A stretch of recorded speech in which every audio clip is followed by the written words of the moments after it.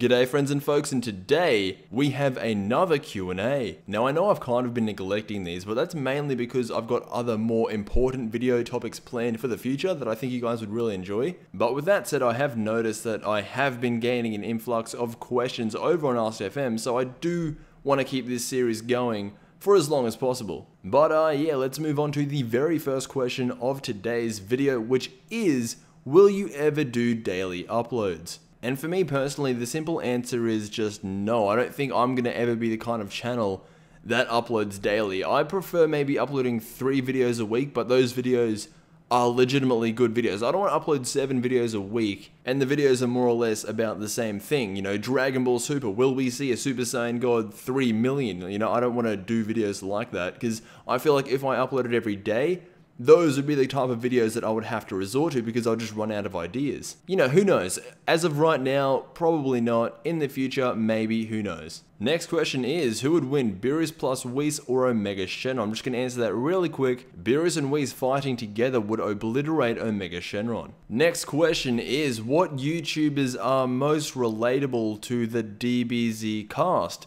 For example, PewDiePie equals Krillin. That's kind of an interesting question. I don't know if you guys fully understand the question, but the question's basically saying, which YouTuber would represent someone in the Dragon Ball Z universe? I don't know if you guys fully understand what that means, because I don't fully understand what it means either. I mean, he said PewDiePie equals Krillin. I'm not really sure what that means. But I think what I'm going to do with this question is say who I think some Dragon Ball Z YouTubers would be if they were in the world of Dragon Ball Z, like who their personality most reflects. As far as I know, because I haven't talked to every single Dragon Ball Z YouTuber, you know, I barely only talked to 2. So for the very first Dragon Ball Z YouTuber that could relate to someone in the Dragon Ball Z universe, I picked out Geekdom 101. I feel like Geekdom 101 would be Master Roshi, right? Because Master Roshi, he's wise, and so is Geekdom. But what does Master Roshi really want? I'll let you answer that question, but when you're done, reflect that back onto Geekdom 101, and then you have a perfect Roshi in real life. I honestly do think that Geekdom is the embodiment of Master Roshi in real life. Other than Geekdom, we got Dragon Ball Nation. I'd probably rank him, from what I've seen from his videos, I'd probably rank him as maybe a Bardock. Aquaman, I would rank him as a Piccolo, that's easy. I would rank Unreal Anti-Gaming as Goku, just because Goku has so much influence on what goes on in the Dragon Ball Z universe,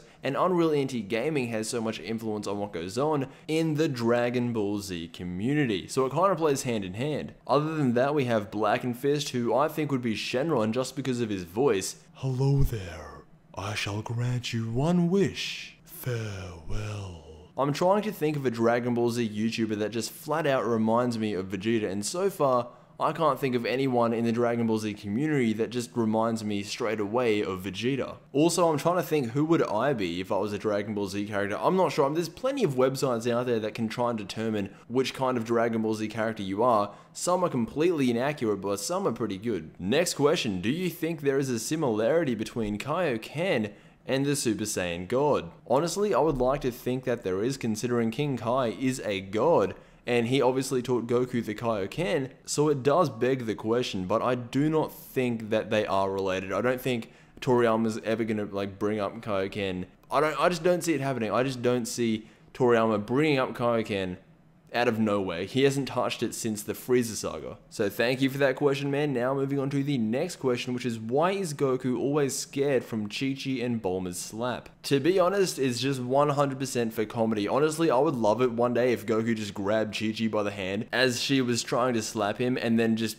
breaks it off. That is never going to happen, but if Toriyama wants to get some comedy going in Dragon Ball, he should definitely do that. So thank you for that question, man. Now moving on to the next question, which is, when I first saw your videos, I thought they were dumb because you have to regard that the story has to happen the exact same way with these changes. Honestly, I thought I'd throw this in because if you scroll down on my Ask FM, you would see this question asked like 50,000 times. I'm not even joking. And I've seen some other people's reactions to getting this exact same question, and it's just, they're like, what the fuck? What are you talking about? So it's, honestly, I do want to mention though, if you don't like my videos, that is good. That is fantastic. Maybe not for me, but for you, that is great. Because what that's telling me is that you're smart enough to not get brainwashed by what the media is telling you, because we all know that YouTube promotes the videos that get a lot of likes, a lot of views, a lot of retention time, and that's how a lot of my videos have been found. For example, let's just use PewDiePie, a person with 37 million subs, or however many subs he has at this current point in time, and let's just take the average person. The average person is going to see how many likes to dislikes he has on his video, and they're going to be like, oh, this is popular, this is great, people like this, I'm going to like this too, therefore he earns a new subscriber. That new subscriber didn't actually form an opinion on PewDiePie's videos, yet they subscribed because they were brainwashed by the amount of likes, the amount of views, the comments that that video had. Not taking any shots at PewDiePie, I could use an example for any channel. Let's just use my channel as an example. Let's say you stumble upon my channel and you think the videos are the worst videos you have ever seen in your entire life. If you have a negative opinion on something and you have a valid reason for that negative opinion,